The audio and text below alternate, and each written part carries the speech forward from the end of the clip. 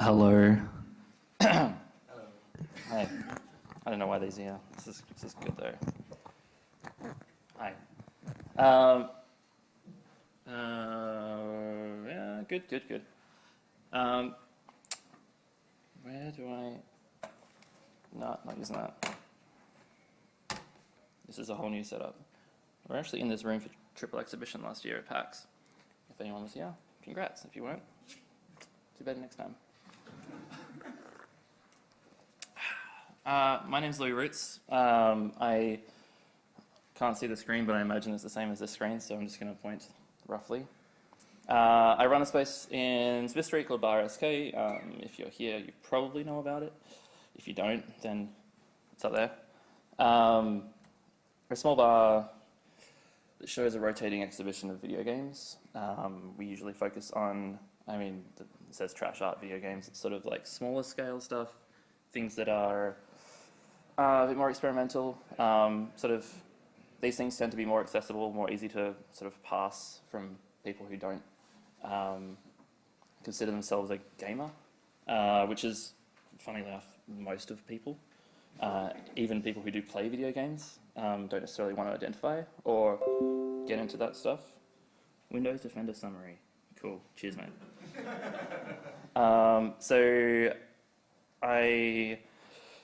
There's a bit of background. I used to be a mobile developer over in Denmark, and I used to... Yeah, I get it. I've got viruses, I know. For fuck's sake! No, I don't want to learn more. It's like they know. I used to be a mobile developer over in Europe. I moved back to Perth and started SK Games. We used to make games for parties. We used to host parties. We used to make games for social interaction. Very arcade style, I guess. We kind of were figuring out what we were doing. One of the key reasons I started was that I was when I was over in Denmark, I went to the Nordic Game Jam, and at the end of the jam, there was the exhibition thing of like people showing their games. The game that won was a very simple physicsy based, ridiculous little game, and it was 4 people standing there with 2D planes, sort of moving spaceships around, so a mace would fling around, and it was really good. Everyone in this huge room was on the edge of their seat because it was this mix of no one knew how to play the game. No one had seen the game before, obviously. It was just made. It was sort of this mix of skill and a bit of luck. It was very physicsy and only used one joystick. It was very simple. So I sort of looked around and saw all these people having a really, really good time with this game that was made over a weekend. And I sort of thought, there's something here with games that, this is a certain space that hopefully this game finds a space like that again, but otherwise it's going to go on the internet. It's not really going to have the same chance to shine like it did. So we kind of wanted to make games to do that kind of thing. And we ended up putting a lot more effort into it than we probably should have. But anyway, we ended up found out that the games themselves weren't going to sell, but people do love to drink. The bar was born. In Melbourne as well, because Perth just ain't ready for that. So my day-to-day job, curator, bar owner, hardware developer because I make controllers, and sometimes that is, quite in-depth, or sometimes it's quite simple. Sometimes it's just taking all the keys out of a keyboard that you don't need to use. I highly recommend it. You can get keyboards for like $4. Or tip shop. There you go. Bartender, too long doing that. Software developer, I do make some games now and again. But my general kind of rule of thumb is if I can't make it in a few hours, then it's not worth it. I'm not very good at that. So anyway, I'll get to that later on. I do clean the toilets. That's there because I wanted to sort of show that it's not a conceptual job. It's like doing everything that happens to a venue. It's cleaning the floors. It's kicking out drunks. It's dealing with, sort of shouty homeless people. It's dealing with police. and yeah, it's a lot of stuff that I never thought I'd be doing as a game developer. But here we are. Need that money. Yeah, we've also done events and exhibitions in different spaces, and it's always nice to get out of the bar. Jeez, it's too much time there. So there's also a whole thing about independent beer and independent games, but I'm not going to get into that right now. If you are curious, though, hit me up at lunchtime. I could talk for a long time on that. So Delete is the reason we're here. If you haven't read the wonderful articles by David Rayfield, they're really good. Do it later. It's a jam that was run twice so far at Bar SK. It's a one-day jam. Because I've got the idea of a one-day jam from the Berlin Mini Jam, which runs for about 8 hours. I saw some really good stuff come out of that, so I thought, fuck it, you don't need 48 hours. Get rid of the 4, just one day. And then it's an exhibition of the games and inviting the public in to see the games and also to see the people who made the games. And try to make that connection to a wide variety of people, not just developers, because we all know that people make games. But a lot of people don't. They just see them come out of the internet. And then at 12 p.m. we delete everything that was made that day. This can be just deleting files. It could be smashing physical objects. It could be, as Shang did, getting blind drunk for the first and so far last time. It is whatever people want to do, but the destruction is part of the deal. But yeah, anyway, so let's just this is stuff I'm going to cover. I don't know why there's a wheelie bin there. I felt like I needed an image. I don't know. I never make slides. This is the first time I've used Google Slides. So I'm going to talk about basically where the whole idea of the game jam came from. And then sort of talk a bit conceptually about games and their sort of various forms of destruction. Then I'm going to sort of go through the games that were made for Delete and how they were designed to be destroyed. And then talk about some importance of different stuff, which we all know it's important, but it needs to be talked about. And what does that say? Oh, why you should make games to be deleted. Yeah, that's up to you. So this is the kind of thing that I ended up with when I sort of was writing the talk, which is this kind of cycle of different spaces, like different spaces for video games, because video games as an industry has a very homogeneous space. And the definitions of success in a space is kind of like usually monetary and usually audience driven. So different spaces have different kind of measures for success. So yeah, if you release a game and you get 1 million downloads, congrats. If you put it at the bar and you get 1 million people through, that's a fire hazard for one, but improbable. Nothing's going to catch fire in my bar, it's called concrete. So it's about different spaces and then the games that are made for those spaces. Then you get different games and those attract a different audience. And basically I mean people outside of the regular audience, which is what different means.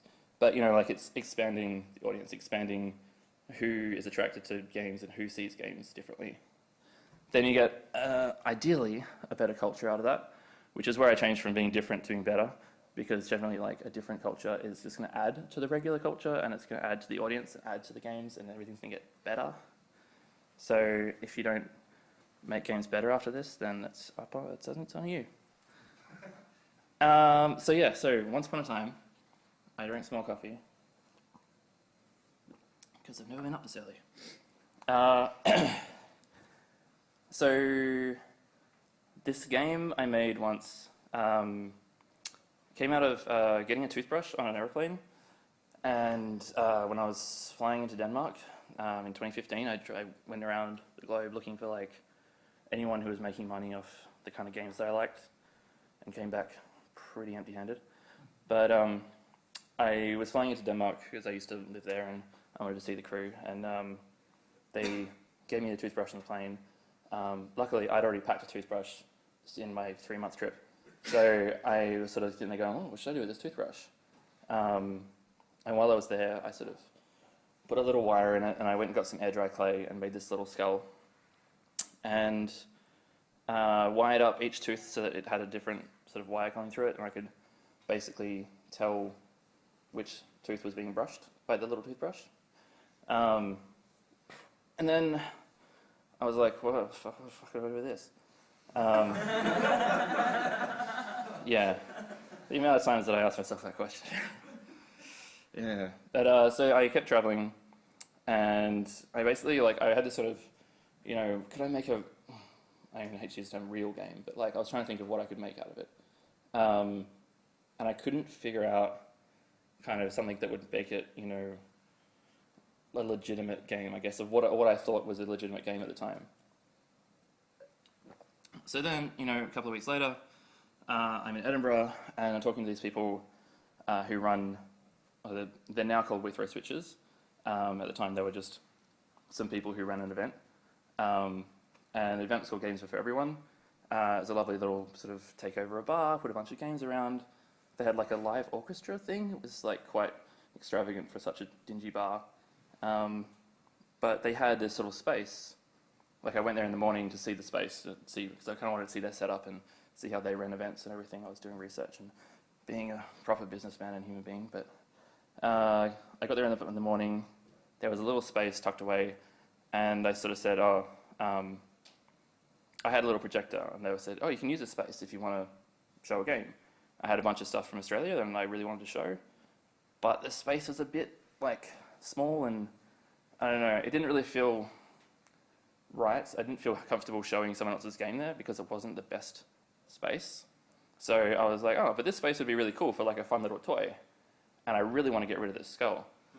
So I was like, I'll just do up a little thing, you know, like a little game where it sort of shows you, it gives you a score for brushing different teeth, and then it, I couldn't figure out how to do a scoreboard, so I just had a physical book with a pen. People wrote down the high scores.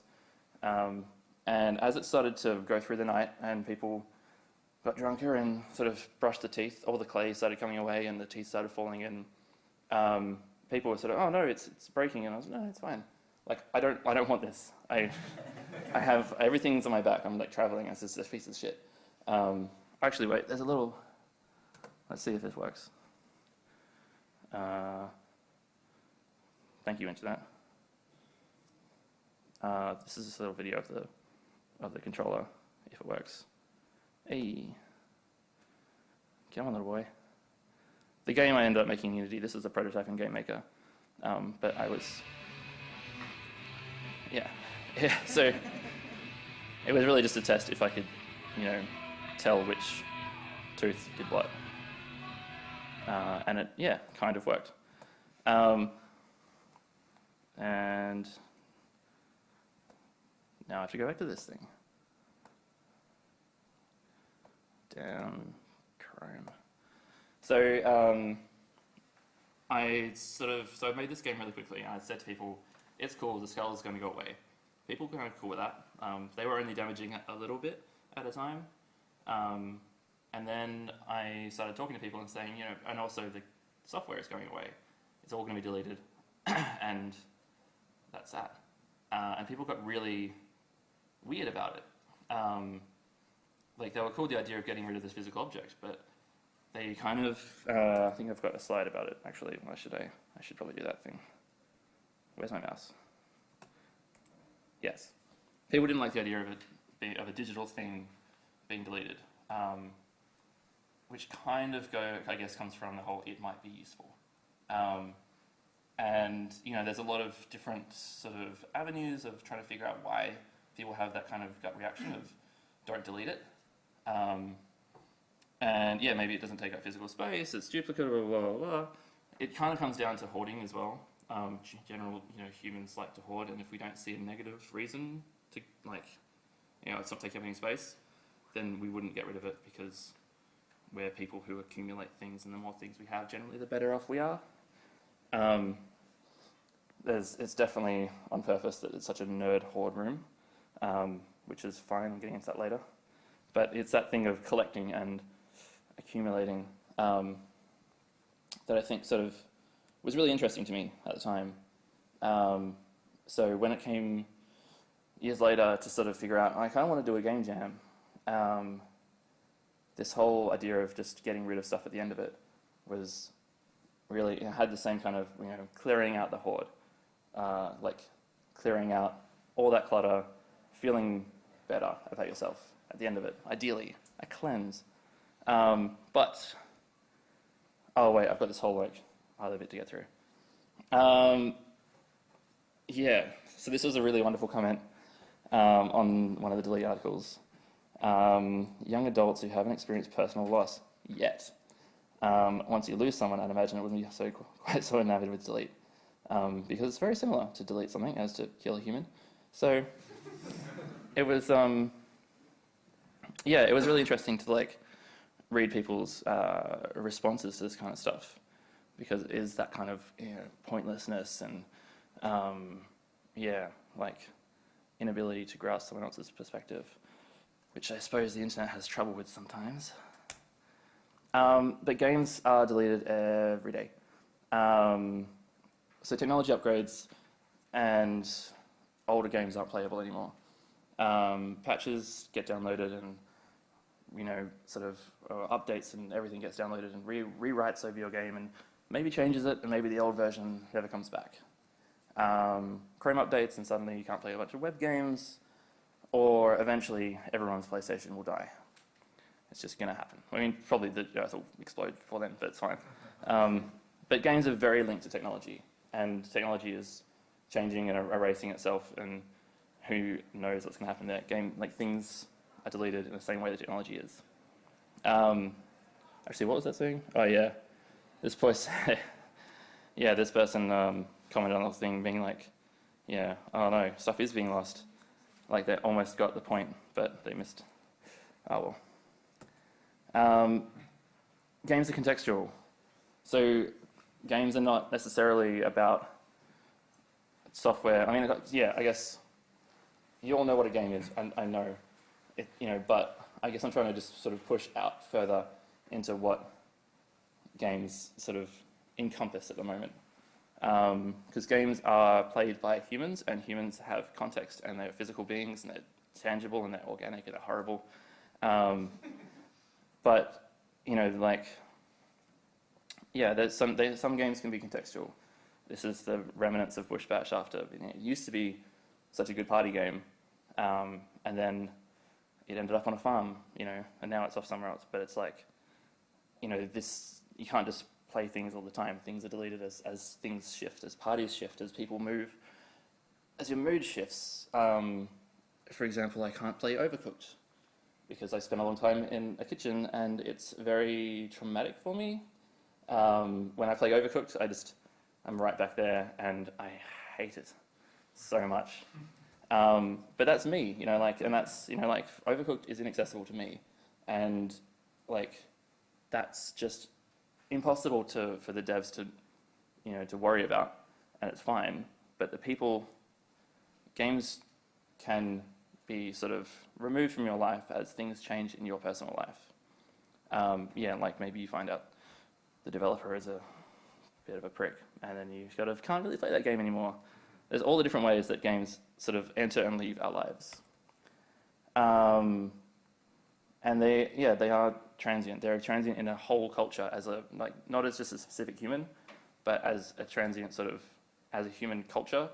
We go through games and then we leave. And I mean, games obviously have a very short history in terms of human culture. I know, controversial, but yeah, eventually they'll go, and eventually we'll forget about a lot of stuff, and these things happen without them being explicitly deleted. But when they are deleted, there's there's a lot more that sticks around, and like culture, things can be forgotten, but everything's built upon something else until we finally nuke each other. But until then, everything is built on top of other things, and at the end of the day, when you delete your game, like these grinning imbeciles are deleting the eCheese zone, they know, they went on to remake it, and they went on to keep these concepts and figure out what works and build upon it. And the thing was deleted, but the concept, remains and is spreadable. That's the thing that, goes out into the internet and goes out into the collective culture. Sorry for wanking. So, I suppose is what I mean about the hoarding thing is, it's a bit different because delete is not going into your archives and cleaning everything. Delete is about creating something for a very specific context. So it's not about, I guess, leaving things behind or removing things from your life. It's about creating a whole new thing that exists just to be destroyed. But and I suppose that's why certain games are more useful in delete, or more, I guess, have more of a lasting impact, I guess. Because, certain games just sort of embrace that destruction. Certain delete games, I guess, embrace that destruction in different ways. And, it's at the same time, people don't really do this very often. This is why I'm running a talk about it. So people don't know how to design for destruction, and we've been experimenting, and they've been amazing experiments. I think, so some other, I'm trying to get an idea of media in general using destruction. And there is sort of two kind of schools. There's a sort of sense of using destruction to add value to one particular work. So, in case of audio, Wu-Tang Clan released this album that was only one copy, went $2 million. The destruction in that kind of sense is destroying all the recordings, destroying all the pressings and everything, so there's only one remaining. But there's sort of maybe the contents of the album deal with the whole destruction and the limited, the scarcity of the end result. We don't know. I mean, there's one person who knows, and apparently he's an arsehole, so... it was sold to this Martin Shkreli guy. And, even the work itself was made by 8 different people, and various different members sort of don't really care about it, say it was a bad idea. Some say it was a very strong artistic statement. Others say it just gave them some money. They donated some money from that when they found out who it went to. But then they also donated it to this weird alternate cancer remedy thing, and it's a very messy situation. But it ended up giving this particular album a very large value. And then you've got this stupid fucking Banksy thing.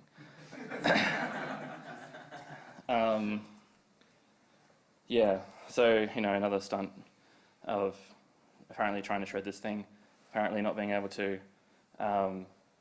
But sort of getting back in the limelight. And, everything that, I don't know if it's, you can't really tell because this Banksy person obviously doesn't really release statements and stuff, but, it's this thing of, does everyone know that it's not meant to, I don't know, it doesn't really shred anything, doesn't destroy anything, it only adds value to this one thing, even though the whole thing is about destruction.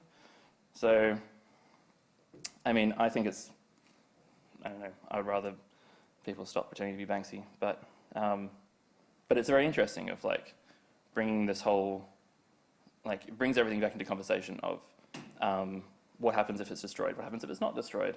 Is it still, if the shredding thing completely worked, couldn't they just lay it out on a bit of wood anyway? Would it still retain its value? Apparently it's worth more now. It hasn't gone up for auction again, but look at those 2 people in aprons, it's definitely worth more. And then in video game sense, there's a game called Shader by Colin Northway, which was built entirely on a single little netbook that he bought in Brazil, somewhere. And it's basically, he built on this little netbook when it's so hard to tell where it's at the moment because he hasn't really mentioned anything about it recently. But the idea was that when it's finished, it's all the Wi-Fi is disabled, USB ports are locked up, it's stuck on this one little notebook. And when that dies, the game dies. And there's only one copy. So, there's no tutorial for the game because Colin will always be there with the game to tell you about it. It's a very personal kind of video game, I guess. Really interesting concept. It's the video game itself, although I guess the digital part of it, I don't think that really has anything to do with the fact that there's only one of it. It doesn't seem to be a reflection on its sort of isolation or destruction, or inevitable destruction, I guess. But it is a really interesting kind of avenue. And of course, because it's a video game, there's no value for it, because, you know, apparently you can sort of make things rare in other cases, but I don't think Colin could really, you know, make any money off this, which is fine. It wasn't meant to make money. It was just like, you know, it's an interesting kind of. The other school is using destruction to add value. Like, no, sorry, not to add value, as the value. These are sort of transient things.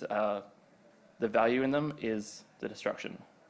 On a kind of artsy side, so Russell Sheridan, he's an old family friend, does these sculptures for the Bull and Barrel down in southwest WA, and they're designed to burn in specific ways. So he's, you know, paid as an artist and works for, you know, months beforehand creating this massive sculpture, laying certain sort of flammable materials and cables and stuff through it, so that when it burns, it has a specific effect, and that's you know, partly the highlight of this event. They obviously make money through, you know, selling tickets and stuff, but it's not valuable until it's, well, it's probably still valuable, probably make a house out of that, but its main value is the destruction. And then you've got food, which is obviously like a little bit of a stretch, but, you know, that's something that only really has value when it's destroyed or eaten, you know. Sorry, too conceptual. Anyway, so here's the games. Basically, want to talk about, I've just got a selection of 4 of the games. Sorry, Luke, I don't have your dick game up here. I know. But I do mention it at some point, I think, if I remember.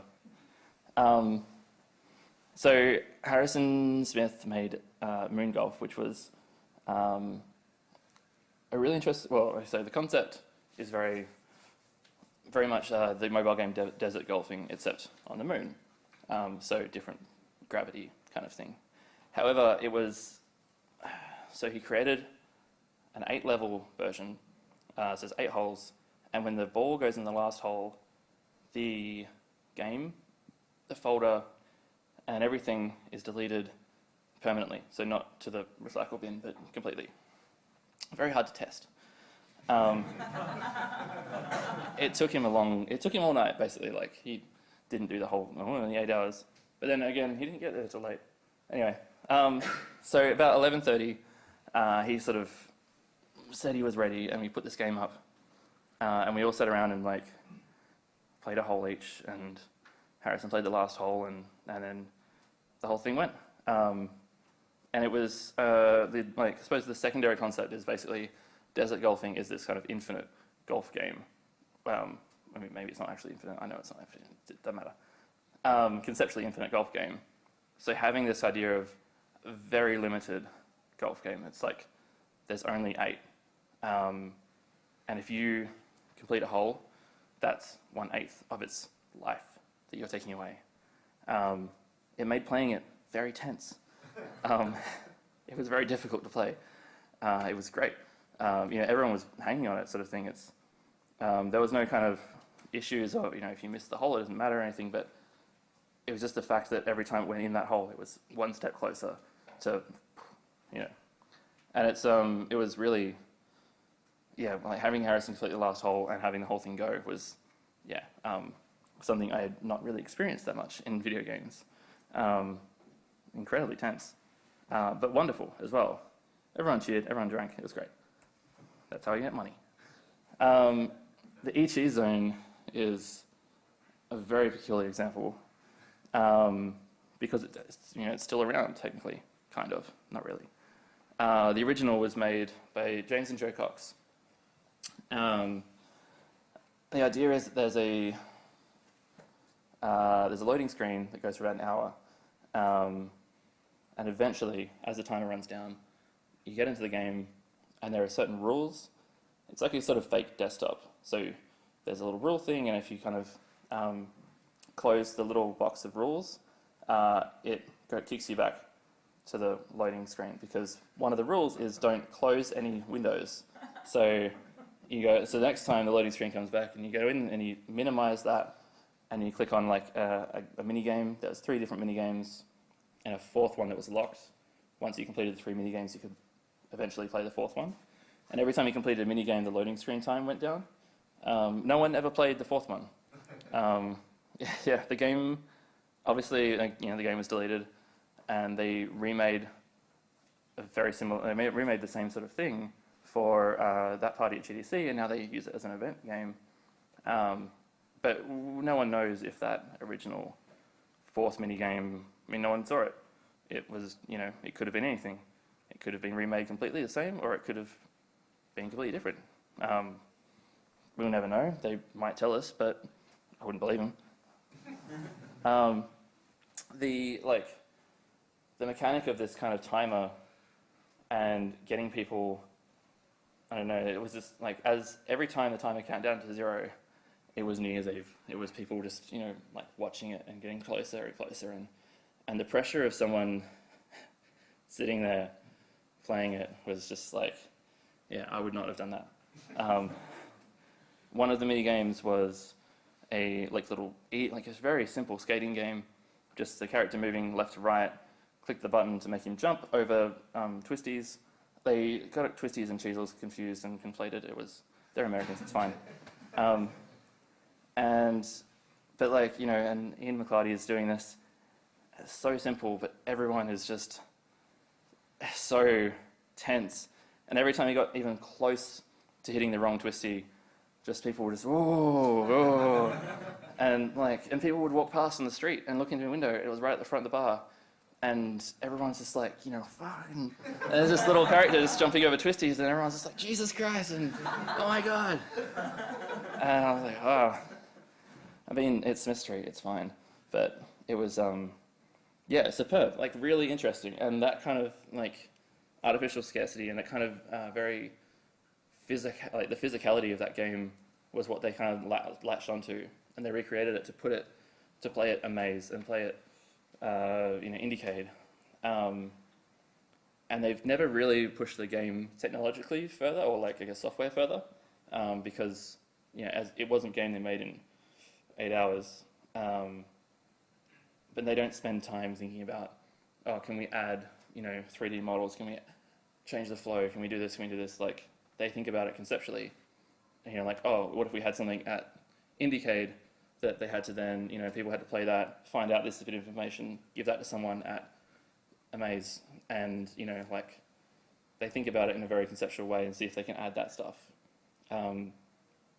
Which is really interesting because there's no point in them sort of putting more time into the game itself, because part of the fun is the fact that it's very simple, and the mini-games themselves are terrible. I mean, that one's like a Van's Warped Tour thing of, Where's Wally? And Doug, who's not here right now, but it's good because he fucked it up. He lost that one for us all. And I think that was the last one we got as well. It's like half an hour to go, and yeah, it was tense. It was good. So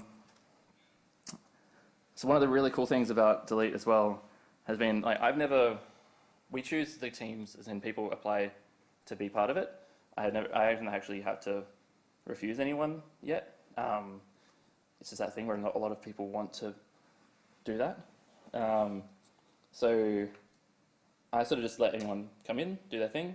I don't think you even applied last year, Luke, or this year. Apply.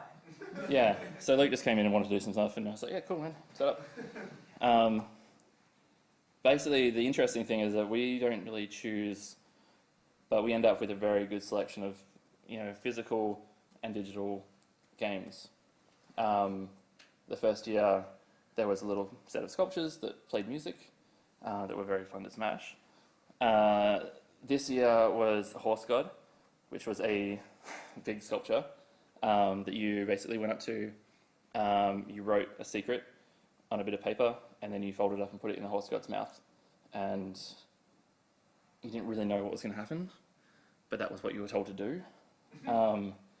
And there was this Twitter feed behind it with all these tweets from the horse god, and people were kind of like, are they going to tweet a secret, or are they going to read the secrets? And no one really knew. And at the end of the night, I think they did plan to like have some sort of fake secret reading thing, but everyone's a bit drunk and they just tore it apart. So, you know, I don't know if that was the artist's intent, but it definitely happened. It was really interesting in terms of just people's reactions to putting a secret and then, you know, seeing someone and being like, you know, I don't necessarily want to know your secret, but what is your secret? You know. Also, we found the secrets like for months later. I found one in the cable tray the other day that said, "I eat my own scabs." So, yeah. So we had to cancel delete. Yeah, after that. Yeah, no. Just, yeah. Keep it to your fucking self, mate. Jeez. And then body of play, which, if anyone doesn't know, Lee Shang definitely do that, because Shang is a genius. Like, and also, you know, just odd and difficult, and yeah, there's a lot going on. But so Shang came in, spent about an hour sort of thinking, then went and called a psychiatrist, a friend of his that is a psych, and a friend of his who's a dominatrix, actually a sub, I think, but yeah, in the field. And basically was, you know, and I'm sort of going, okay, cool. I'm really curious to see where this, you know, are you making a game? Or is this just what you're doing today? And then, so then he comes back in and says, oh, can you make me a coffin? I'm like, cool, okay, yeah. So I made him this coffin. And he put together the software. So basically, I don't know how good that screen is, but you can see there's 7 different sliders. There is mechanical pain, thermal pain, hearing damage, oxygen deprivation, oral disgust, tickle response, and sexual arousal. Basically, underneath the black cloth, he's got a hand on a keyboard. And he's pressing different keys to fill up the bar for each of these feelings. And meanwhile, everyone is, I don't know, like, say, pouring hot wax on him, grabbing his toes with pliers, rubbing his nipples, holding his breathing tube closed, yelling in his ear. They're playing him to increase, like, to get the sliders into these black rectangles. And this, like, the photo on the left is actually, like, just was, I think people won that, like, just around that time. And people are just staring at the screen as they're manipulating this human. And it was really interesting to watch, because the only way you could win was really to stare at the screen and really pay attention to the screen as you just disregarded the human body in front of you as people did certain things to him that... it's part, you know, and he had this, you know, a long think about the stuff beforehand, and he went into this knowing, and he did it in certain stints over the night, but, you know, he definitely could not have played it. He was prepared for worse things to happen to him, but he was fine. But he could not have played that again, sort of thing. He could not have put his body on the line again, and that was why it was so perfect for that particular event. It also freaked the hell out of people coming into the bar. So the context encourages certain designs that wouldn't be useful or applicable or even viable elsewhere. It's a short amount of making time and a short amount of playing time, which makes it really good for very conceptual work. A lot of people come to Delete knowing what they're going to do, kind of, and, you know, and that the theme is not, you know, what's the theme this year? It's always about Delete. It's always that things are going to go away. So that's enough, basically. That's the constraint sort of thing. And I say it's bad for skill. It's bad for skill-based games. There's a video as well, but I'll do that later. So these spaces, this particular space is very unique, and it's very interesting. And I'm here to say it's valid and necessary, because I've got the fucking microphone. And because I feel that they are accessible in a way that a lot of video game spaces aren't.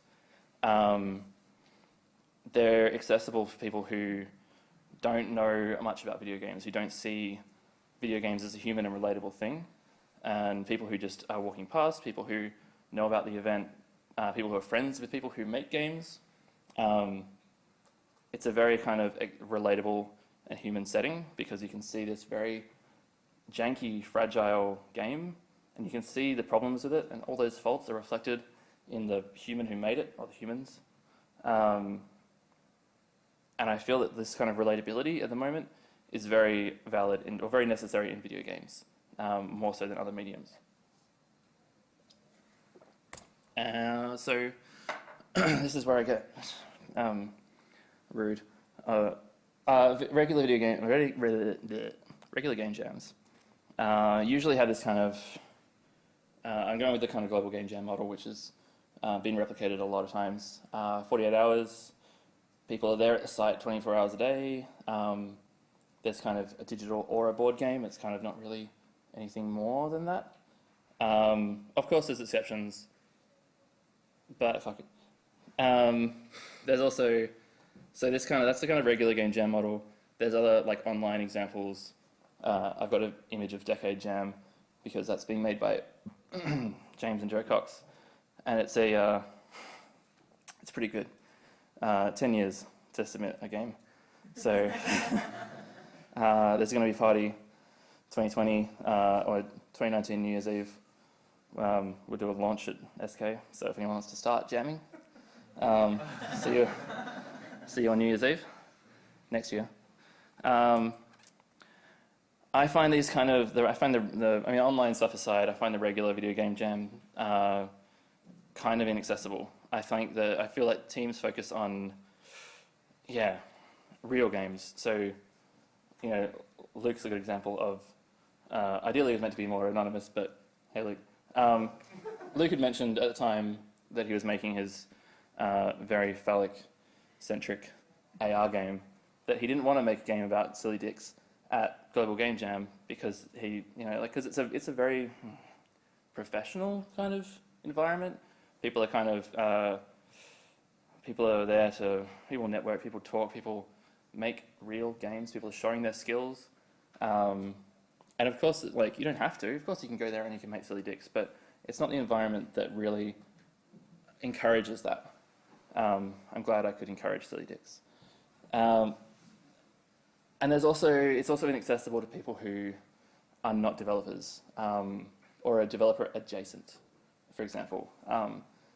It's very difficult for them to come in and not feel like they're in the way, and it's also no real reason for them to come in because a lot of times they're not encouraged to help or participate or even sort of view or play the games.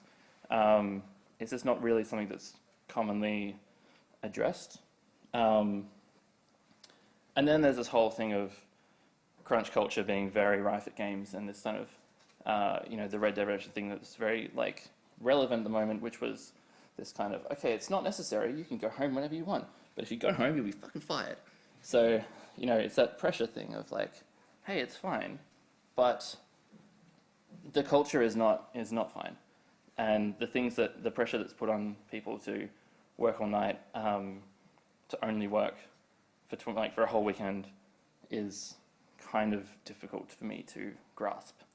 But I think a lot of it stems from this kind of obsessive gamer culture vibe, this kind of nerd culture, this kind of people's obsession with fandoms and, this, the reason that gamer is a bad term, well, one of the reasons, the reason that nerd is generally a bad term is this kind of obsession to the point of self-neglect and social isolation, staying up all night to play a game or watch a series, not going out because you're on the computer, not, bathing, all these things that are very, there's not many events that I go to where people are very regularly advised to please bathe, and game jams are one of them. There's also this issue, that's a very real issue of why would you do this? Why would you do a game jam? And obviously you do it for whatever reason you want, but it's really interesting to think about what happens to this thing that you make, or you attempt to make, or that you play around with. There's a lot of things you can do. And don't worry about the note down and answer thing. I just got bored. Obviously, the main thing people sort of say is turn it into a real game. That's sure, do what you want. But is a real game, real? Is a real game really going to be the best when the concept comes out of forcing a concept out very quickly with a theme? Is it worth sort of polishing whatever it is that you're working on? With this group that you might have just found yourself in for the weekend, it can be a lot more harmful than it is good.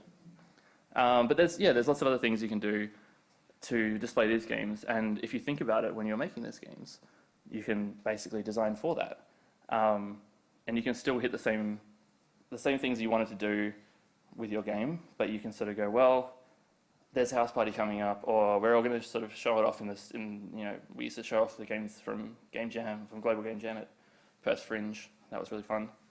So it's this kind of thing of, what space can I make for this thing, and then what thing can I make for this space?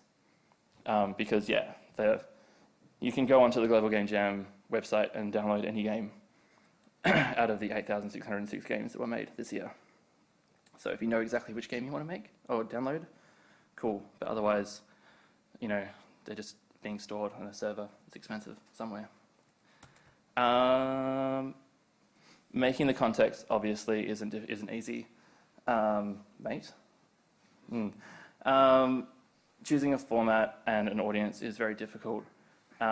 This is just a little snapshot of all the invoices that we have to pay. Most of it's different beer, but there's a lot of things to think about, and cleaning toilets and that kind of stuff. Definitely, if you want to make a space, if you're curious about a space, talk to me.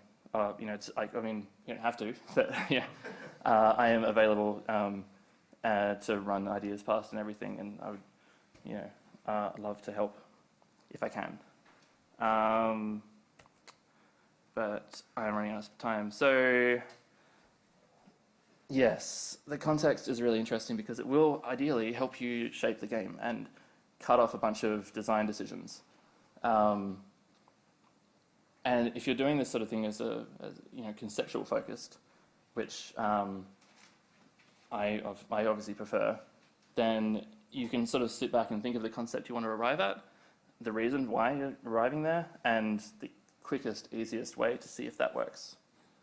Generally, my development cycle is, can I get the point across in, can I develop a thing that will make sure the point works within 2 hours? And if I can, and it requires polish or sort of further work for another day or two, sure, but sometimes that's all I need. And a lot of times, modding a game or creating a very mechanic, one specific mechanic thing is really all you need to do. All the other stuff is kind of really just trying to force it to be like a real game, and it's probably not going to be a real game. Sorry. But yeah, modding is great, and some of the best stuff we've shown has been mods of Wolfenstein or Doom, because it's you mod it in the way that you want to highlight, and people know the rest, so people see what's different, and they focus on that. Whether that's changing guns into beer bottles or petting dogs. That was fun. But yeah, that's if you want to think of this stuff conceptually, and if you want to, if you want to use game jams to level your, oh god, I almost said level up. Oh. Too many video games today. If you want to use game jams to enhance your skills, practice your skills, you definitely can do that. I really question if you need to do that in a forced 48-hour period, but you can definitely do tutorials, do that kind of stuff. If you want to use game jams to practice conceptual stuff, that's really useful and really good, and can be really good in small teams, but you need to spend more time thinking about the concepts, and also think about why you'd have that concept and where that concept is going to be delivered. Because a concept in a game that's put on the internet and nobody plays is not really useful as a concept. The concept is delivering to someone else. So where are you going to deliver this concept and who to? And then how quickly can you make out the how do I deliver this concept? Because, you know, that part's the video game part. So this is just that other slide again. You saw that before, doesn't matter. And this is just a little list of different spaces that if you want us to take a photo of or anything. There's obviously more, but so Virusgate. Potluck is over in Perth, run by Sophie, who used to be my right-hand man. That's sort of a house party, but showing video games. Hover Garden, no idea. Run by Chad, local. Good for showing games in accessible spaces like parks, trams, like public spaces. Whereas, say, you know, my bar is more for specific people coming in, and it's also not as accessible for families and that kind of thing. Contours is, you know, an exhibition that will obviously return, maybe. It's more of a sort of full exhibition at a public space. Free Play is obviously a festival that you should know about if you're in Melbourne. Don't give me that look, kid. Fucking. Now Play This is a festival in London, which is also run at a gallery, so it's very accessible, really interesting. Fantastic Arcade is more developer focused, but that's like, as far as a developer focused conferencey thing, it's very different than GCAP, for example. Super Friendship Arcade are wonderful people in South Africa because this stuff happens all around the world. And, oh wow, there's a party on Friday night at 8 p.m. You should go. But yeah, so I feel like I've really missed some stuff, and my talks, my speaking notes were very minimal. So I feel like if I missed anything, now would be a good time to ask questions. What's up, Luke? When's the next one? Actually, that's good. As this weird, I feel like a weird custodian of this idea, and I don't want to be. You know, this like the Cox brothers asked if they could do something in the States, and I said no because they didn't have an exhibition planned. They just had the Delete Jam part, and I sort of said, look, let's figure out an exhibition thing, because that's a big part of this, as I think I just talked for an hour about. So, so with the Cox brothers, I'm doing the next thing is GDC 2019. There's a party where it's not the jam part is not taking place at the event. The jam part is between now and then. A bunch of different developers have already signed on to do a game. So we do this party where the games that they're making between now and then will only be shown for that one night at GDC. And then at midnight, everything gets deleted, obviously, that whole thing. It's only going to be digital stuff because it's not my bar, so I can't, you know, have people getting, you know, nipples twisted off and everything. So, yeah, that's the next thing. And after that, I will obviously still run them, but I really want to then encourage more people to do their own things. I just wanted to do one more thing before I was like, fuck it, you do it. Yeah. Questions? Oh. Good. Good.